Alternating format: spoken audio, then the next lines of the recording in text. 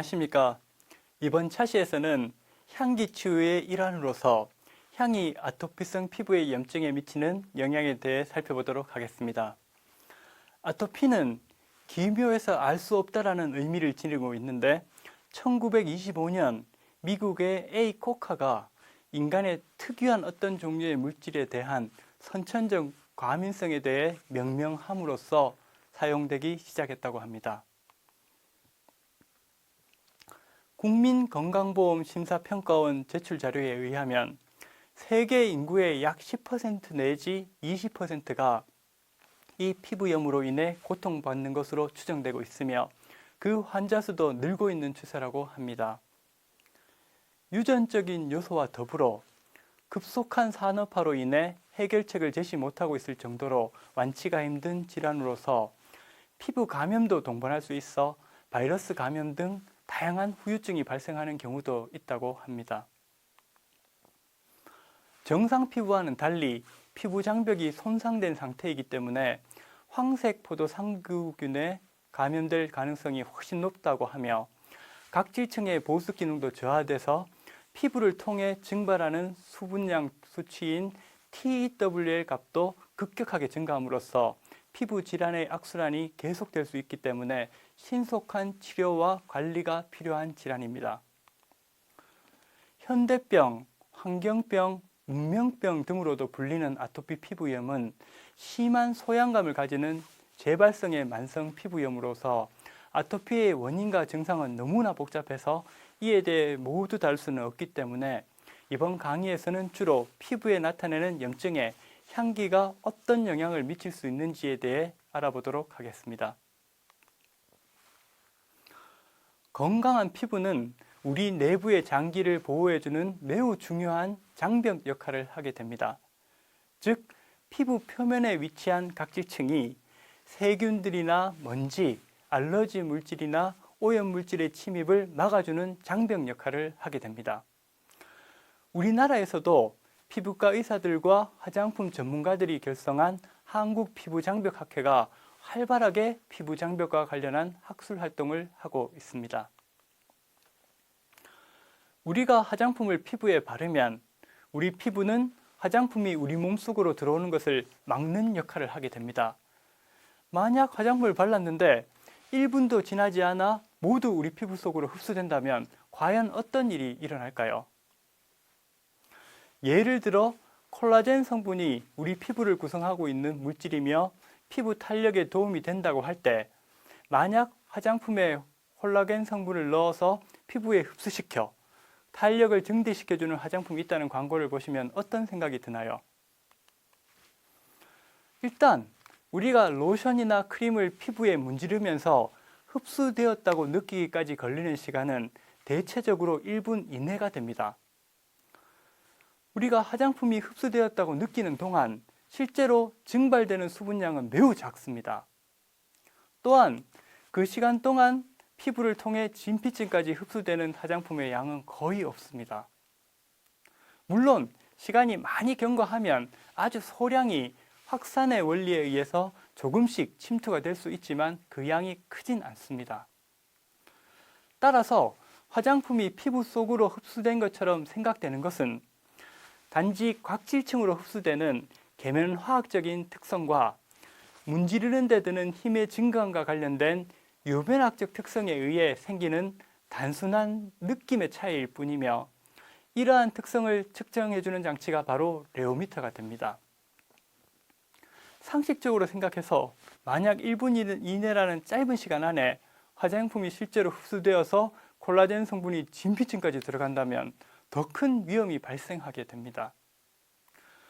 우리 몸은 항상성이 있기 때문에 만약 외부에서 생성된 콜라겐 성분이 우리 피부를 통해서 들어온다면 우리 몸속에서는 아마 콜라겐의 생성이나 유지와 관련된 활동은 없어지게 될지도 모릅니다.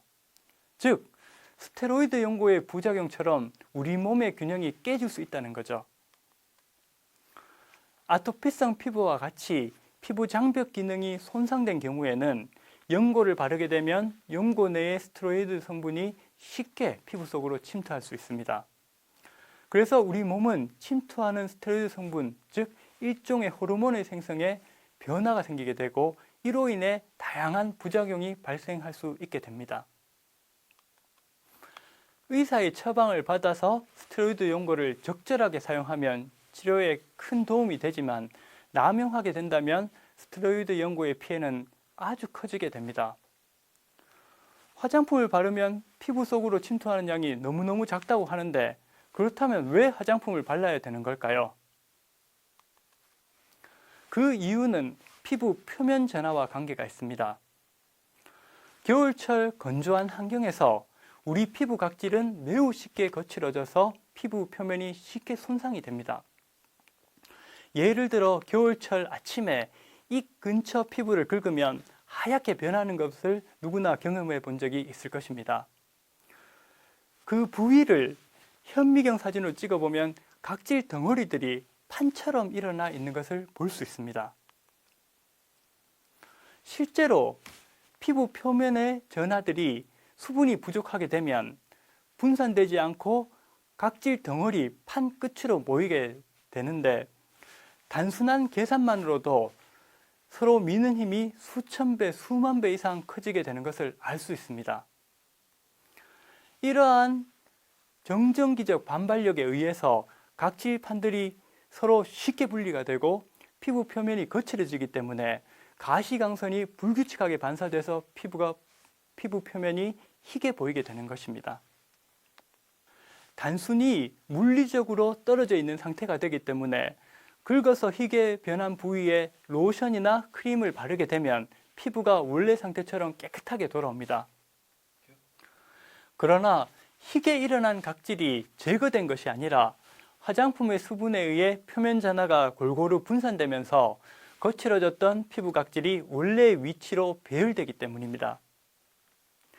이러한 전하에 의한 피부 상태에 관한 내용은 앞으로도 저희들이 지속적으로 연구할 계획이며 향후 기회가 된다면 자세히 소개해 드리겠습니다.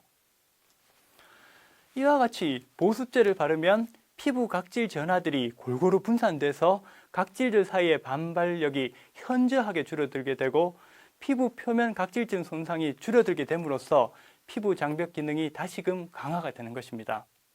그런데 반복적으로 피부 각질층이 손상된다면 피부가 거칠어지게 되고 감염과 같은 피부 질환이 발생할 수 있기 때문에 자신의 피부에 맞는 기초 화장품을 사용해서 피부를 건강하게 가꾸어 주어야 합니다. 특히 아토피성 피부염 증상이 나타나는 경우에는 피부 장벽 기능이 손상된 경우가 많기 때문에 더욱 피부 보습에 신경을 써야 합니다. 보습에는 두 가지 종류가 있는데 우선 피부에 수분을 공급해 주는 것입니다. 로션이나 크림에도 이미 많은 수분이 함유되어 있기 때문에 이런 종류의 화장품을 바르면 각질층 수분량이 증가하게 됩니다. 각질층의 수분량이 증가하면 피부의 전기 전도도가 높아지게 됩니다. 따라서 첫 번째로 피부 전기 전도도를 통해서 피부의 보습을 측정할 수가 있습니다. 두 번째는 앞에서 말씀드린 TW 값인데요. Transepidermal Water Loss라고 해서 각질층을 통해서 손실되는 수분량을 말하는데 말씀드린 대로 피부가 장벽이 파괴가 되면 이 각질층을 통해서 증발하는 수분량이 많게 됩니다. 따라서 적절한 화장품을 사용해서 피부 보습을 유지한다면 이런 TW의 값이 낮아지기 때문에 손실되는 수분을 줄여주어서 피부의 보습 상태가 좋아지게 됩니다. 저는 2000년경부터 아토피성 피부의 보습에 도움이 될 수 있는 보습제 연구를 진행하고 있습니다. 실제로 사진에서와 같은 보습제, 보습 로션, 솔루션이나 크림과 같은 다양한 보습 제품을 개발해 오고 있고 아토피 연구 결과를 다양한 학회에 발표해 오고 있습니다. 우리 연구팀이 한국피부장벽학회에 2013년 발표한 논문에서 최초로 제안한 보습제의 물리적 스킨케어 장벽 기능은 보습제가 피부에 침투하기보다는 각질층에 그대로 남아서 피부 각질의 전하들의 분산에 도움이 되고 가급적 피부 속으로 침투가 되지 않도록 설계하는 기술입니다. 이 기술을 적용해서 새로운 제품을 연구하던 2000년대 초중반에 에센셜 오일을 이용한 실험을 하다가 재미있는 실험을 알게 되었습니다. 현재는 동물 실험이 금지되어 있는데 당시에는 염증 완화와 같은 효능을 검증할 때에는 동물 실험도 함께 진행하는 것이 관행처럼 되어 있었습니다. 이 부분은 본 강좌를 들으시는 분들께 양해 부탁드리며 앞으로는 우리 연구팀이 동물 실험은 더 이상 진행하지 않을 것을 약속드립니다. 아토피성 피부에 칡백나무 숲이나 편백나무 숲의 향이 좋다고 해서 실제로 많은 분들이 숲을 찾고 있습니다. 따라서 이러한 숲속 나무들의 성분이 아토피성 피부에 좋은 영향을 줄 것이라는 가정하에 칡백나무과에 속하는 사이프러스 에센셜 오일을 염증이 유발된 마우스 피부에 발라보는 실험을 해보았습니다. 실험에서 염증 정도가 어떻게 변하게 되는지를 염증 수치 결과를 가지고서 해석해 보겠습니다. 여러분들이 보시는 그래프에는 4가지 막대가 나타나 있습니다. 각각의 막대값은 염증 수치를 의미하는데요. 이 막대가 높으면 염증이 많이 유발된 상태이고 반대로 이 막대가 낮은 상태면 염증이 가라앉은 상태를 의미합니다. 그래프에서 첫 번째 막대는 염증을 유발시키기 전에 측정한 염증 수치로서 약 0.6 정도를 나타냅니다.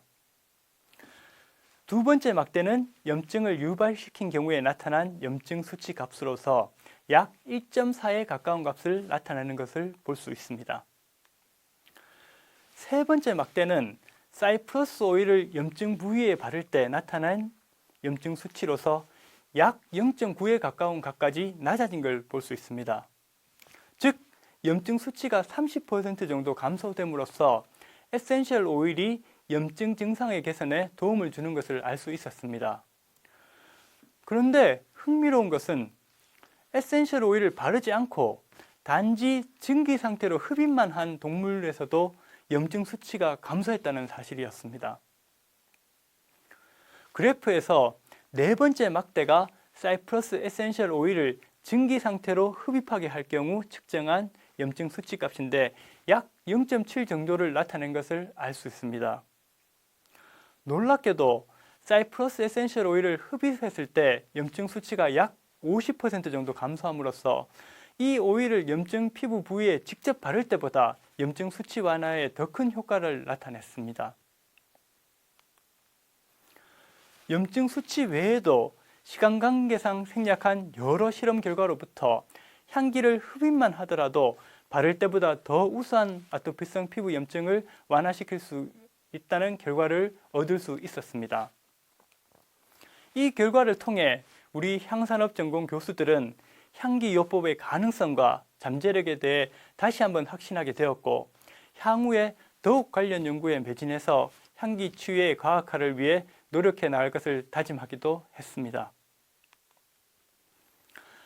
앞에서 잠깐 언급했었던 숲속 산림욕을 하게 되면 우리에게 유익하다고 알려진 피톤치드 성분을 호흡으로 많이 흡수할 수 있다고 하는데 피톤치드의 주 성분은 터핀 계통의 유기화합물로 알려져 있습니다. 우리가 흔히 화합물 또는 케미컬이라는 표현을 사용하는데 이 용어들은 천연과 합성을 통틀어 하는 표현이기 때문에 케미컬이라고 해서 합성 물질만을 의미한다는 것은 아니라는 사실에 주의하셔야 합니다. 앞에서 보여드린 실험은 사이프러스라는 칡백나무과에 속하는 식물로서 이 침엽수에서 얻은 에센셜 오일의 주성분도 바로 터핀 계열의 화합물입니다. 산에서 맑은 공기를 마시고 상쾌한 나무 향들과 풀잎 냄새들을 마시며 거니는 것만으로도 수많은 종류의 화합물들이 우리의 몸속을 출입하면서 몸과 마음을 건강하고 면역 체계를 강화하는 역할을 하게 됩니다. 우리 연구팀이 10년 이상 계속 연구해오고 있는 사이프러스 천연 에센셜 오일이 아토피성 피부염 증상의 개선에 도움을 준다는 사실로부터 이러한 아로마 테라피 효과를 다시 실험으로 확인할 수 있었으며 이러한 연구를 바탕으로 앞으로 더욱 다양한 천연 에센셜 오일의 효능이 과학적으로 밝혀진다면 더욱 효과적인 향기 치유가 행해질 수 있을 것입니다. 고대에 이런 증명이 없었을 때도 다양한 아로마 성분을 경험적으로 치유에 활용했다는 점에서 우리 인류의 지혜를 엿볼 수 있습니다. 예전부터 향기요법에서 많이 사용되었던 사이프러스 에센셜 오일은 근육통이나 관절염과 같은 증상에 일시적으로 진통 효과가 있다고 알려져 있으며 긴장이나 스트레스의 완화에도 도움이 된다고 알려져 있습니다. 다른 예로서 라벤더 에센셜 오일도 옛날부터 향기요법에 많이 사용되어져 왔는데 진정 효과나 진통 효과, 두통이나 우울증 등에도 효과가 있다고 알려져 있습니다. 참고로 제가 말씀드린 이러한 효과는 에센셜 오일이 민간 치유법으로 오랜 시간 동안 사용되면서 경험에 의해 전해지는 것이 많으므로 실제 치료를 하실 때는 반드시 전문 병원에서 진단과 치료를 받으셔야 하며 이러한 향기 치유는 보조적인 형태로 활성되어야 할 것으로 보입니다.